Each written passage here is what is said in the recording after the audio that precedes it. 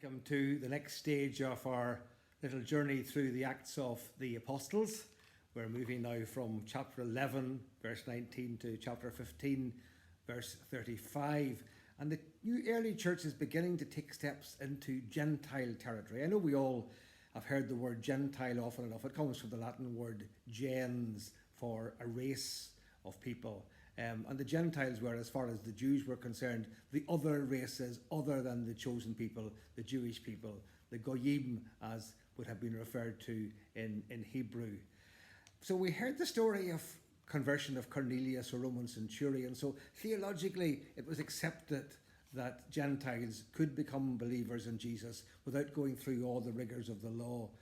But the mission to the Jews still continued, and there still were tensions as to whether these non-Jews were welcome in the early Christian community or not. And we end up seeing now the early church expanding up to the north, not despite persecution, but precisely because of persecution. What looks like a disaster ends up being a God-given opportunity. And we'll see how moving to Antioch in modern-day Syria actually moved to a second hub for the early church after Jerusalem. Peter and others stayed in Jerusalem most of the time. Paul and Barnabas were centred up in Antioch. You have the map there down in the bottom side, bottom line. You have Jerusalem. North of it you would have had Samaria and Galilee. Then Damascus, where Paul was converted. And now you see up on the corner of the Mediterranean Sea, Antioch, on the Orontes, the river Orontes as it was called. Now, that happened up in Antioch. But in the meantime, there was persecution in Jerusalem.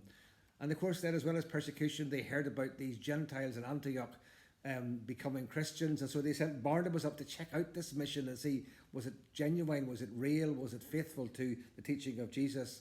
Then Barnabas says, yeah, the Holy Spirit's definitely at work here. And Paul, who had been chased out of Jerusalem and gone home to Tarsus in Asia Minor, Barnabas now goes for him and brings him back. And he thinks, Paul would be a useful man to help me. Barnabas is the main mover, not Paul. Then an interesting phrase turns up. While they were worshipping the Lord and fasting, note the phrase, the Holy Spirit said, set apart from me Barnabas and Saul for the work to which I have called them. They were in prayer and the Holy Spirit said. That tells us something about how they discerned the way forward. So Paul, or Saul as he was then called, and Barnabas and young Mark head off on the first missionary journey from Antioch over towards modern day Turkey. No idea what's going to happen. They simply head off because the Holy Spirit said, go. They went to Cyprus, the island of Cyprus, and then they headed up to the Turkish mainland. And initially they preached to Jews, but of course then they were rejected in a place called Antioch, this time Antioch in Pisidia, and they turned to the pagans. Yes, that's welcomed, but they end up in another place getting stoned. And the ongoing problems continue between those who were Jews who became Christians and those who were Gentiles becoming Christians. And the problem just became so big, they had to have an early gathering of the church. It's called the Council of Jerusalem, looking back on it at a later time. But it's interesting to see how that council decides to tackle a difficult problem that was causing huge dissent within the early Christian community. It's clear the apostles in Jerusalem are still the leaders. Paul and so on headed back to Jerusalem to get the guidance of the apostles. There's long discussions, listening to one another, and eventually Peter stands up and says, look, this is what is going to happen. And James, who was the leader of the Jerusalem community at that stage, he supports him as well. So they listened to one another. They prayed, and then they came to a decision. And interestingly, they sent a letter off then with Barnabas and Paul to bring back to Antioch and elsewhere.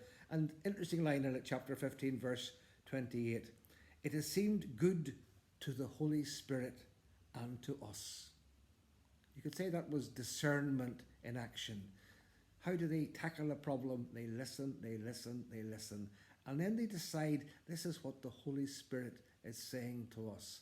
I think perhaps we have something to learn in terms of how we tackle difficult issues in our modern church. In the context of prayer, we listen to one another, we listen to the Lord, and then we can discern what it is that God is saying to us. So, for next week now, I'd like you to look at another couple of chapters, chapter 15, verse 36, through until chapter 18, 22. Paul is now called into deeper waters. He's back into Asia Minor, into modern Turkey, and then he gets a call to go across over to modern-day Greece, and he has difficulties there and challenges. So, just read that particular section, 15:36 to 18:22, and think how difficult must it have been for Paul to undertake the mission into Greece. What must he have felt?